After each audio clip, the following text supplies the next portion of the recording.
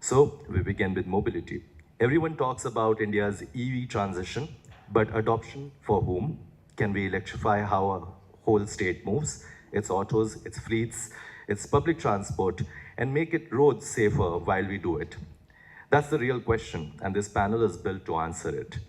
Guiding this conversation is your moderator, Cherukupalli Sitaram, co-founder of evzip Mobility, with 3 decades across business operations and electric mobility. I request Mr. Sitaram to please join us on the stage, please. Please give it up. On the panel, joining Mr. Sitaram, we have Venkat Rajaraman from Cygni Energy, Vivek Jain of Stride Green Capital, Mahak Agarwal of Riding Sunbeams. Please give them all a very big round of applause. Welcome to AndPurpose session at Hyderabad. So in this session, we are going to drive about EV, the buzzword today everybody talks about. So we have experienced people along with me going to discuss about the same. Mr. Venkat is from Cygni. He leads the battery world with two-wheelers and three-wheeler battery manufacturing.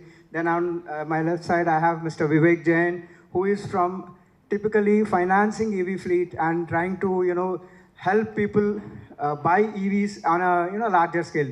And on the last, I have Mahak Agarwal. She is an expert in mass rail transport system, trying to, decarbonize and help the environment grow. So we will begin our session. I have a first question for everyone regarding EV adoption. So I would like to hear starting from Vivek, how you think EV adoption is going to change in India, and what is your perspective to it? Good morning, everyone, and thank you so much for having us. This is a very, very good initiative, and thank you, and for that. From our perspective, the way we have seen transition happening in India, the adoption on electric vehicle has been very quick. I would say we are at an inflection point where we see across form factors, right? From if we talk about smaller form factors, two-wheelers, three-wheelers, and then right from four-wheelers up to electric buses and electric trucks, there's a lot of transition which is happening. The tailwinds which were available to the sector and are available to the sector, if you look at the policies from government, right from FAME 1 to FAME 2, and now PME drive coming in, the transition has been from a smaller form factor. Once we get used to all the two-wheelers and three-wheelers, then now the focus has moved on to maybe the larger form factors, which is four-wheelers and above, electric buses, trucks, and a lot of, we all talk about that while these technologies have evolved over a period of time, the infrastructure has not been at that pace, and the infrastructure, you will be amazed to know that we still are below. We are in single digits of utilization of the chargers that have been put up. So there's a lot of work that is going around on that side. And with these new initiatives coming in from government, with the new operators coming in, with the new technologies coming in, we are seeing a lot of rapid charging. We are seeing a lot of adoption of battery swapping across form factors. So there's a lot of thrust which is going on. So from our perspective, this is the inflection point at which we are at, where maybe China was around 8 to 10 years back. If you look at smaller two, three-wheelers, it is more than 50% as of now. For the new vehicle, I'm saying from a registration perspective, you have the Delhi EV policy coming in, which mandates adoption of two-wheelers and three-wheelers for any new registration to happen as we go along. So there is a lot of work that has already been done, but on the four-wheeler, trucks and buses, I think those larger form factors have now started taking shape. Our tier 1 OEMs have started launching new products. The product quality, the battery life cycles, the charging cycles have gone up.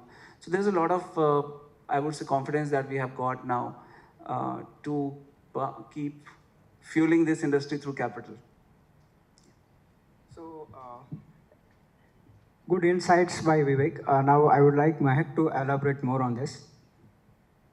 Thank you so much. I think in response, I would say that, EV adoption, whenever we talk about EV, the first thing that used to come was a four-wheeler. now it's also about two-wheelers, and now we are seeing, especially on the policy side, that trucks are also becoming electrified. But I think we as experts, or even folks who are working in some way or the other in the electric vehicle or mobility space, need to understand that EV, whether it's adoption or even consideration, happens at various levels across the sector and within the sector.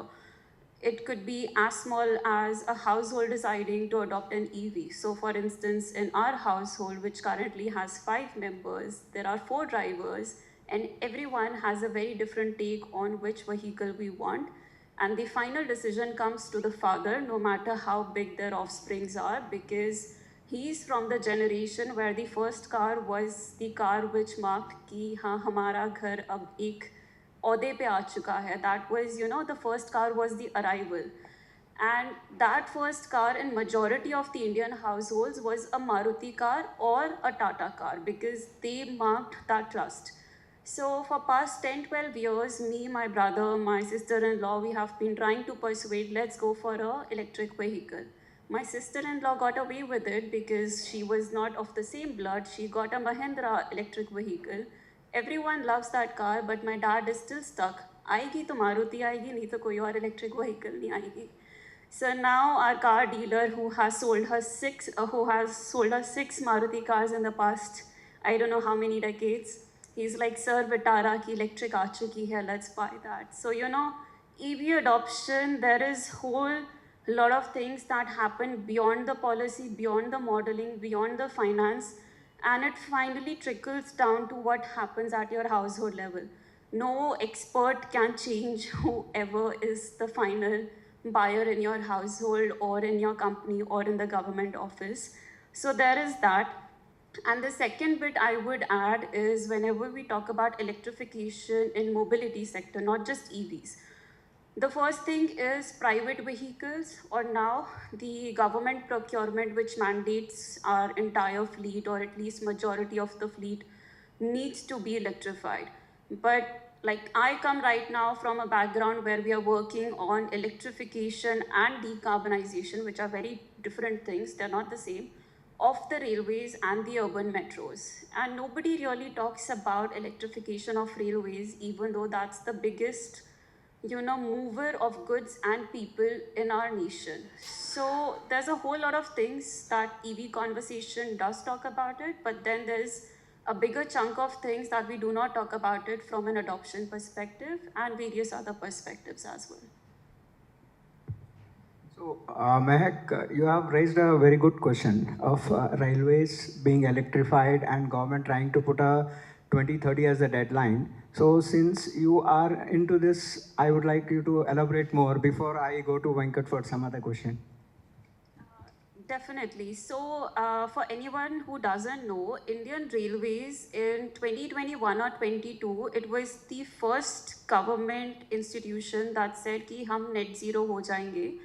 And Indian Railways gave a commitment of 2030 in 2021, which was a very short timeline.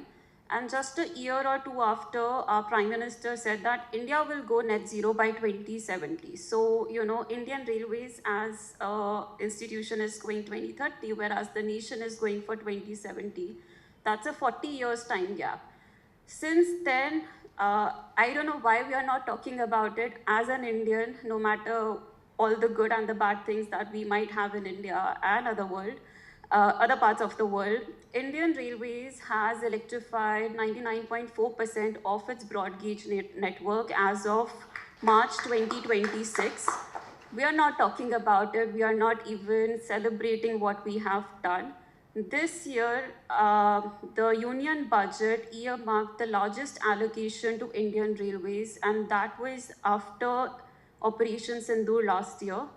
Defense usually gets the maximum budget allocation, but Indian Railways got the maximum allocation, and majority of it is getting geared towards electrification, decarbonization, apart from construction of new rapid railways, dedicated freight corridors. And I think like even a year back, I would not have known what all our Indian Railways is doing, and now I am completely mesmerized by whatever we are doing and not celebrating and talking about. But the 2030 goal, there are two elements to it. So when you talk about net zero, what you essentially mean is how much emissions you produce.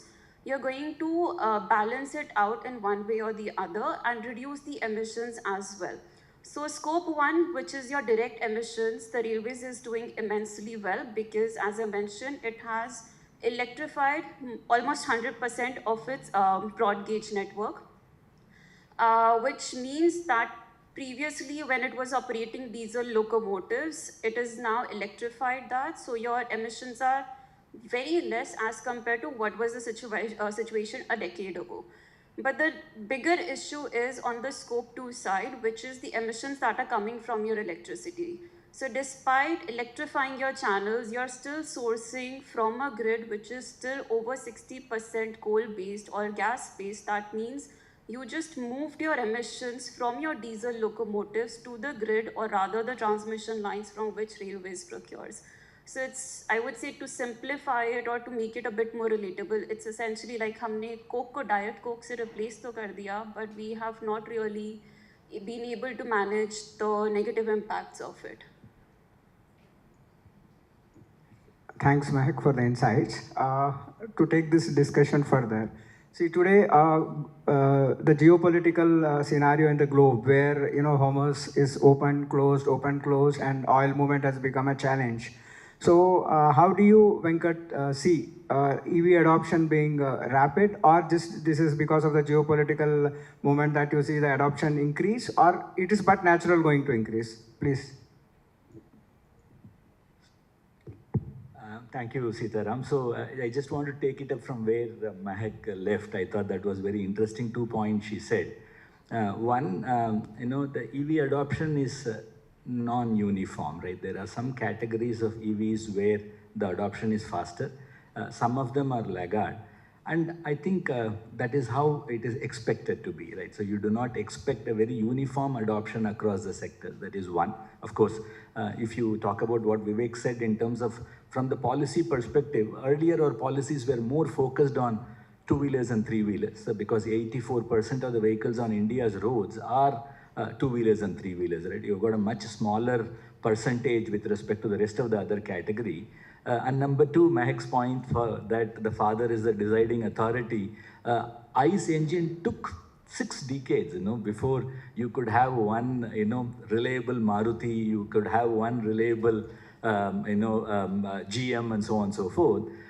Take a look at what happened in EV. India's EV story is hardly 5 years old. And, if you were to sort of compare a million vehicle adoption, we obviously, on the, these days of Pinterest and, Teslas of the world, so our adoption is quite fast. So I'm pretty hopeful. It's not the question of will the EV adoption is happen, but the question is how fast will it happen, right? So that's, so having said that, I think this, the West Asia crisis is something that's, bothering pretty much all of us.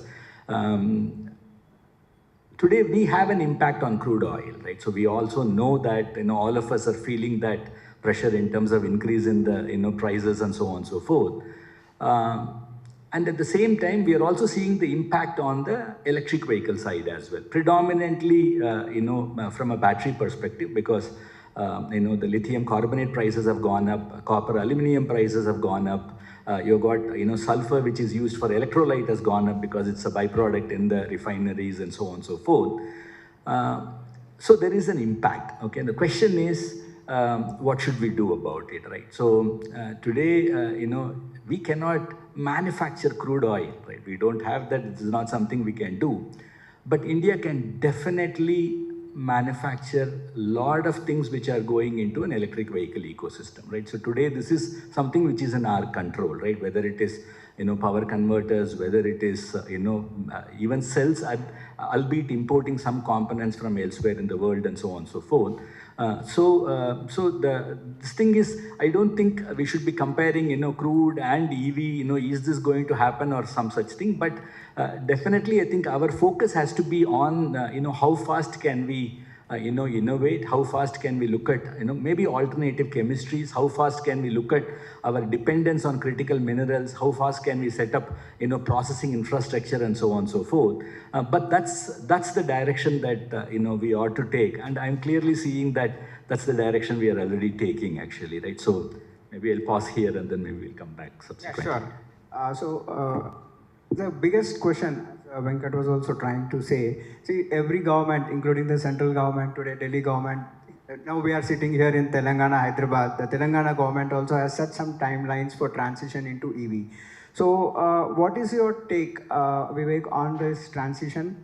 Do you think the governments which have set these timelines, will people be able to adopt, or what is that missing factor which makes the people to adopt or not to adopt?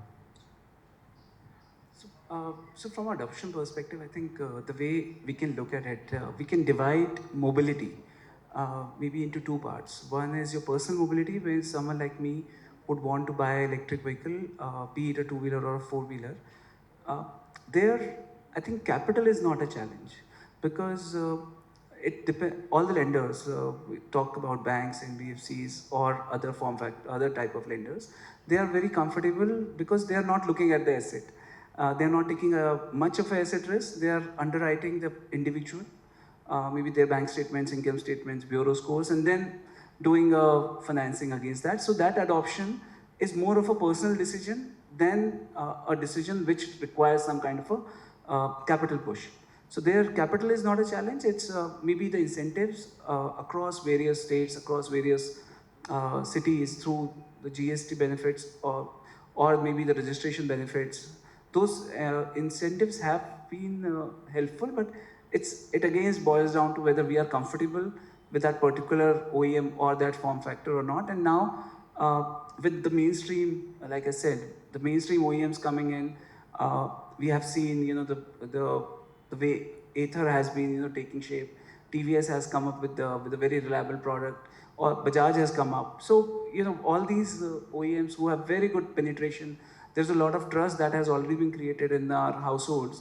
So from a personal mobility, I think it is more about the reach, more about the decision and comfort of us, just not having that fear, I would say, of the vehicle running out of the battery. So that is something I think we have, that is getting solved because the ranges are improving, the battery infrastructure has improved, the charging infrastructure is improving, your home charging is very convenient. So personal mobility is largely a solved use case, I would say. When you come to commercial mobility, I think that is where the challenge is. And as we move from a smaller form factor, right from platforms like you have all the food delivery, quick commerce, e-commerce platforms, they have also started mandating the deliveries happening through electric vehicles. Similarly, when you go to maybe the four-wheeler side of it, you have platforms like Uber, Ola, Rapido, Namayatri. You have employee transportation, which is a very big sector which is now being electrified. So there's a lot of push from all the global MNCs to electrify their people movement. So that is where adoption is really happening. And if I talk about the larger form factors, both electric trucks and electric buses, we are seeing state transport units. They have been doing in your intra-city transport, all the buses I see, and in Hyderabad also, a lot of buses are already electrified. So there's a lot of electrification adoption which has happened on the commercial side. The capital against that, I think that is somewhere is a challenge. I would say that how to underwrite that asset, how to underwrite that contract, how to underwrite the operator who is operating that. So that is something which is being solved now. There are various different models of capital which are coming in, and these new forms of capital are available. We have been deploying a lot of electric vehicles. I would say we have already enabled close to 7,000 electric vehicles in the past 1 year. So across form factors, right from 55-ton trucks to four-wheelers, both passenger cargo, and two-wheeler, three-wheeler, obviously. So there's a lot of adoption which has already happened. From a charging infra perspective, I would say that charging infra is available now. It is reliable now. We have good OEMs who have come up with this charging infra.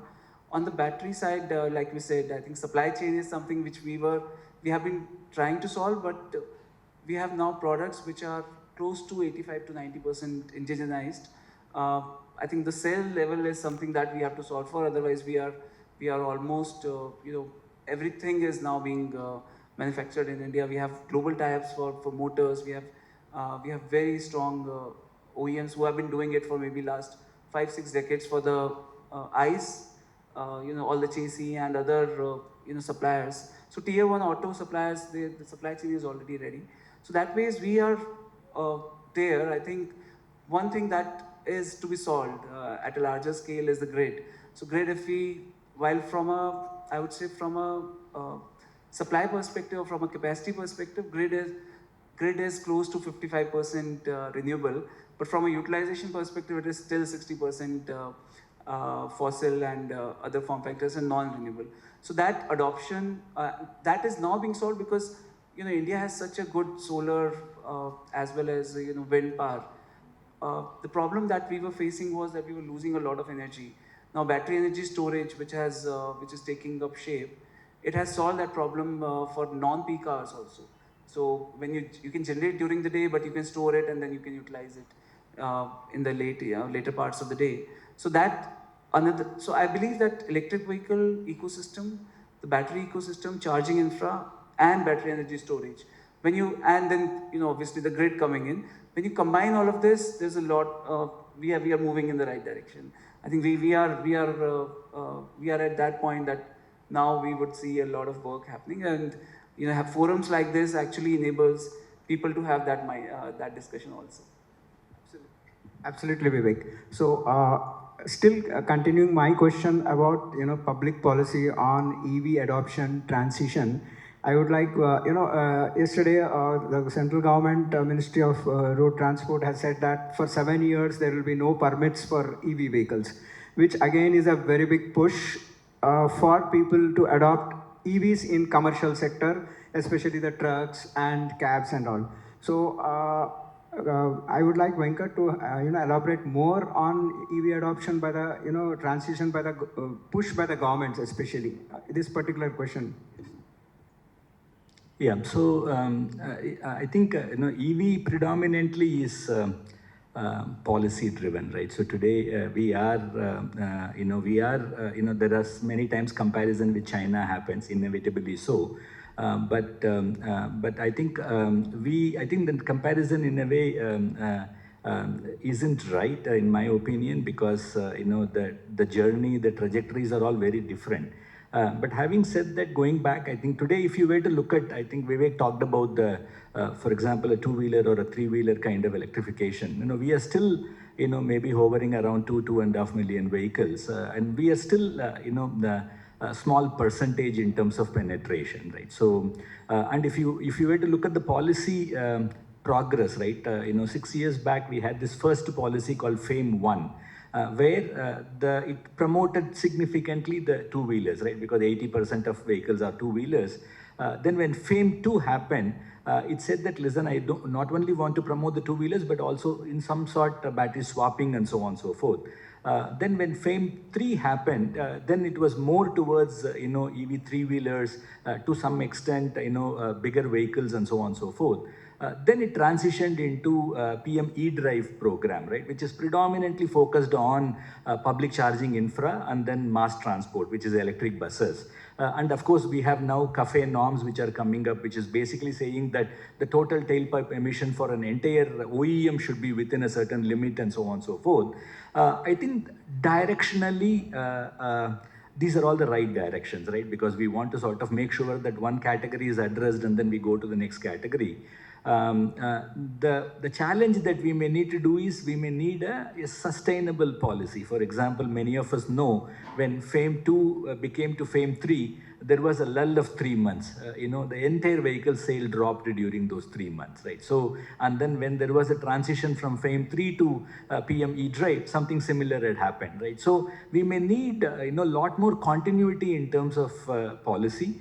And talking about the larger scale adoption, even before I come to that point, I think today the challenges we are having is urban mobility, right, to a great extent is addressed, right? People understand whether they had to buy a Mahindra, born electric vehicle or Teslas and so on and so forth.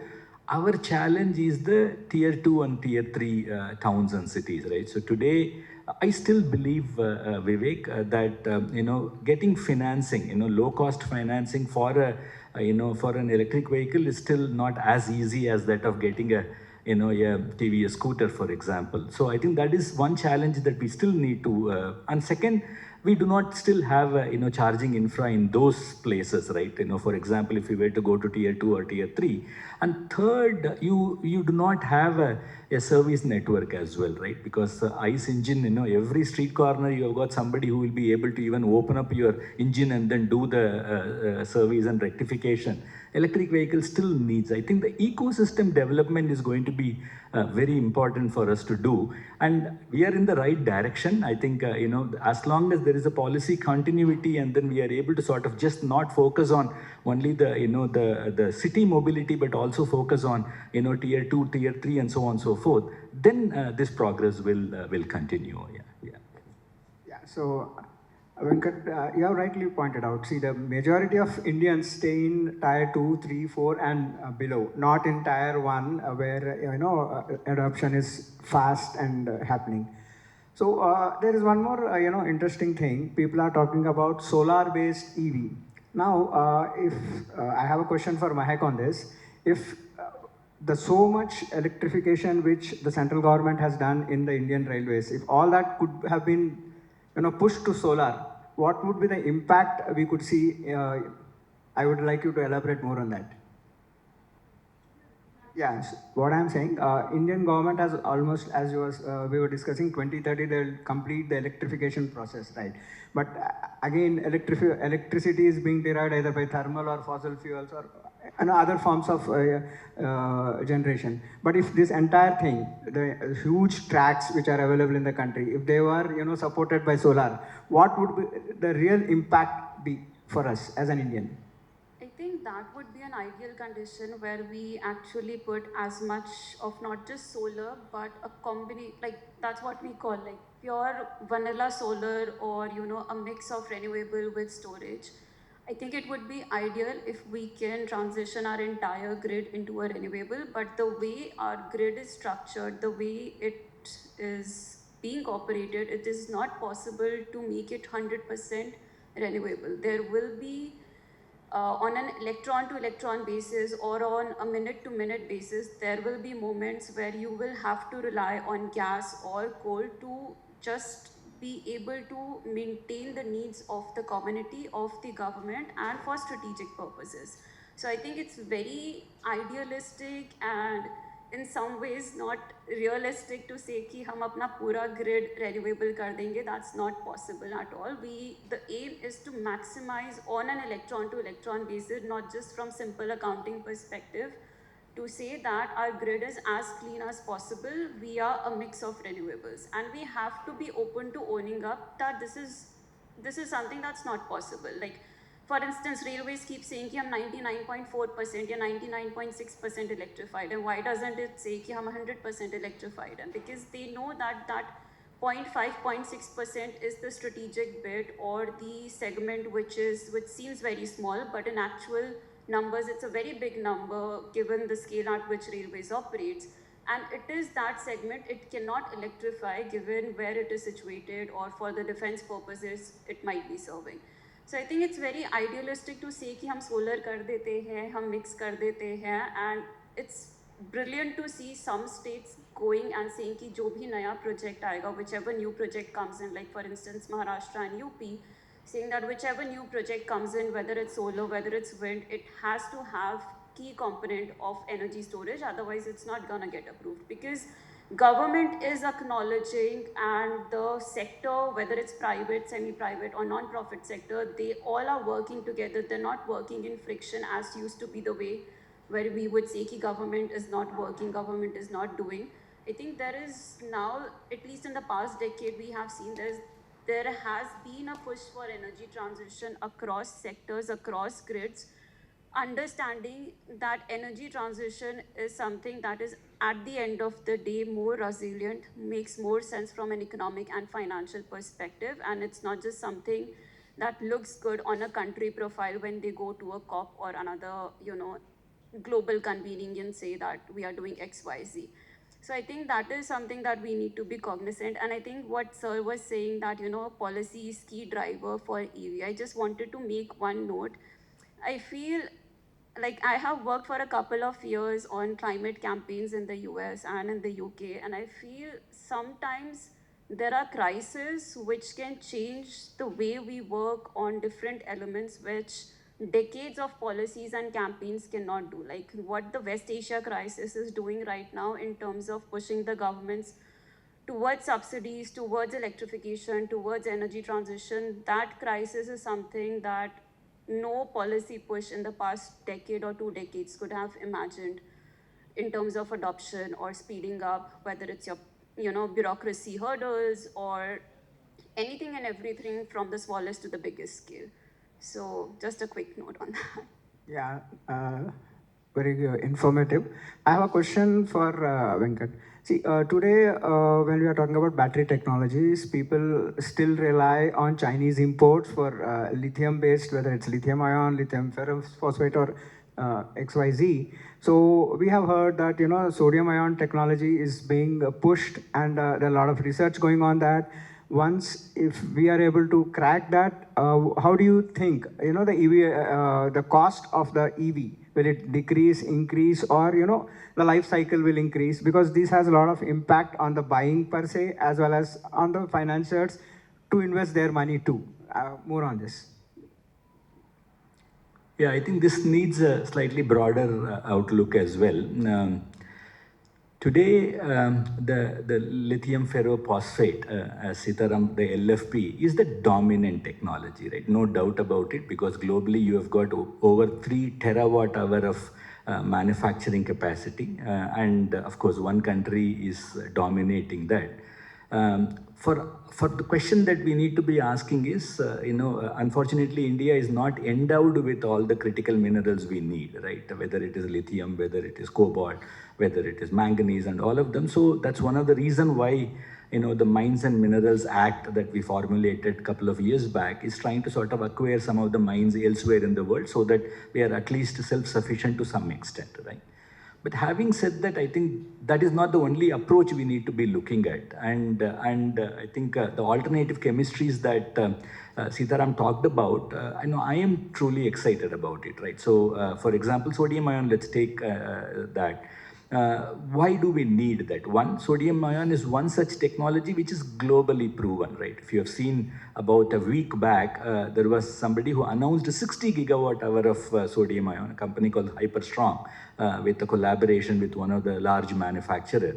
So clearly this is no longer in, TRL 7 or 8 and that kind of state. It's out there, right? And number two, sodium ion, the amount of critical minerals that you need is far lesser, right? So sodium is, of course, the common salt. Given that, for countries like India, which are not endowed with these critical minerals, alternative chemistries is extremely important. Just not sodium ion, but any other chemistry where we are not dependent on these critical minerals. For example, we started working on sodium ion some time back. Today we have got a small commercial vehicle sodium ion battery, which has run 40,000 kilometers for one of the largest OEMs, right? Why does he want to do that? One, of course, sodium ion, in addition to the critical minerals, it also has a lot of other benefits, right? One, of course, you can do what is called as a zero charge transport, right? You do not have to transport it with, certain charge one. So that makes it a lot more safer in transportation. And it can also handle the high and low temperature performance much better than the traditional LFP chemistry. And also it can also do a fast charging. You can do your charging of a vehicle in under 15-20 minutes because it allows that fast charging. But still, the disadvantages is, of course, the energy density is much smaller, so the battery packs are going to be heavier. But we do see a lot of such, this thing which is coming, as an alternative chemistry. I don't expect sodium ion to happen right away. At least my timeline is we are talking about at least next 5 years before it comes to mainstream. But it's super important for us to continue to work on this, right? So there are some really good companies in India, some startups which are working on, various sort of sodium ion also is a, an umbrella under which there are multiple, cathodes which are available. That work is being done. So I think, this thing is, LFP is going to be a dominant chemistry. But I think India needs to look at alternative chemistries as well. Be it sodium ion, be it lithium sulfur, be it aluminum air. All of these are going to make this thing for certain segments of applications. Yeah.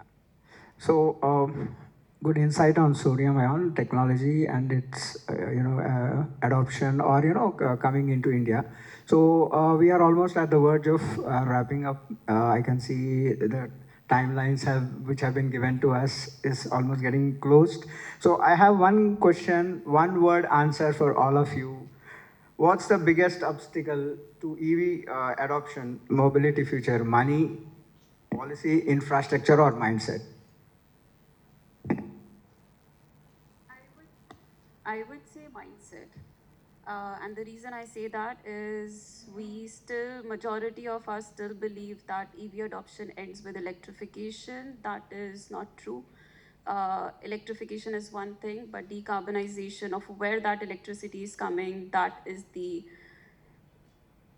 not the end goal, but towards the end goal. So I would say mindset would be one of the biggest challenge.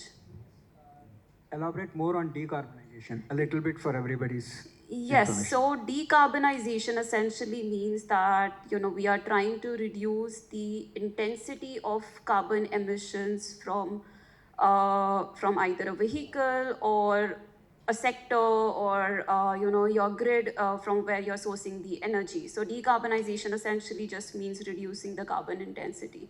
So when I talk about EV adoption, one is, okay, let's switch from our petrol, diesel, or CNG to electric vehicle. So we'll be powering our vehicle with electricity. That's first step. The challenge is that our mindset, and for majority of the policy and political leaders, we believe that electrification ho gaya, that is the one bit that we celebrate and go back home and rest. I would say that is where the actual fight begins or actual action begins, because electrification is the first big step. Decarbonization is the next bigger step, wherein you're trying to reduce the emission intensity of the same electricity that is powering your vehicle. So decarbonization would be the next bigger challenge that we have to work on after our electrification.